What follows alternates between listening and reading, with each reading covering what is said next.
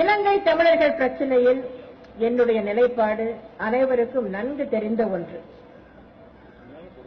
இலங்கையில் வாழும் தமிழர்கள் சிங்கள மக்களோடு சம உரிமை பெற்று வாழ வேண்டும். சட்டத்தின் முன் சமநிலை, கல்வி நிலையங்களிலும் வேலை வாய்ப்பிலும் சம உரிமை என்ற அவர்களுடைய நியாயமான கோரிக்கையை நாங்கள் அங்கீகரிக்கின்றோம், ஆதரிக்கிறோம். சுய நிர்ணயத்திற்காக இலங்கை தமிழர்கள் நடத்தும் போராட்டத்தை நாம் ஆதரிக்கின்றோம். இலங்கை அரசின் அரசியலமைப்பு சட்டத்திற்கு உட்பட்டு இலங்கைக்குள்ளேயே தமிழர்களுக்காக ஒரு தனி நாடு வேண்டும் என்ற கோரிக்கையை நாங்கள் ஏற்கிறோம். ஆயுதம் ஏந்திய போராட்டத்தை தான் நாங்கள் எதிர்க்கிறோம்.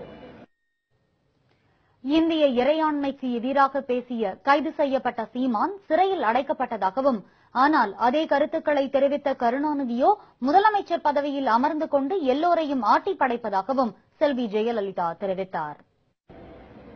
அண்மையில் தமிழ் திரைப்பட இயக்குநர்கள் சீமான், அமீர் ஆகியோர் இந்திய இறையாண்மைக்கு எதிரான பேச்சுக்களை பேசியதற்காக கைது செய்யப்பட்டார்கள். அவர்கள் கருணாநிதி தூண்டுதலால் ஏற்பாடு செய்யப்பட்ட ஒரு நிகழ்ச்சியில் கலந்து கொண்ட போது இவ்வாறு பேசினார்கள். இந்த இரண்டு திரைப்பட இயக்குநர்களையும் கைது செய்வதற்கு சில மணி நேரங்களுக்கு முன்பாகத்தான் கருணாநிதி துவக்கி வைத்த மனித சங்கிலி போராட்டத்தில் இருவர்களும் கலந்து கொண்டார்கள். ஆக இதிலிருந்து என்ன தெரிகிறது என்றால், சீமான், அமீர் ஆகிய இருவரும் பேசிய ஒவ்வொரு வார்த்தையும் கருணாநிதியின் ஒப்புதலோடும் ஆசியோடும் தான் பேசப்பட்டது. அந்த பேச்சுக்கள் தான் இன்று அவர்களை பெரிய சிக்கலில் மாட்டிவிட்டிருக்கிறது. ஆனால் கருணாநிதி தூண்டுதலின் பேரில் தான் அவர்கள் பேசினார்கள். அதன் பின்னர் அந்த இரண்டு இயக்குநர்களும் விடுதலை செய்யப்பட்டார்கள். ஆனால் மீண்டும் சீமான் கைது செய்யப்பட்டு தேசிய பாதுகாப்பு சட்டத்தின் கீழ் கைது செய்யப்பட்டு சிறையில் அடைக்கப்பட்டிருக்கிறார். இதில் நாம் கவனிக்க வேண்டிய விஷயம் இதுதான். சீமான் என்னென்ன பேசினாரோ அத்தனையும் கருணாநிதியும் பேசியிருக்கிறார்.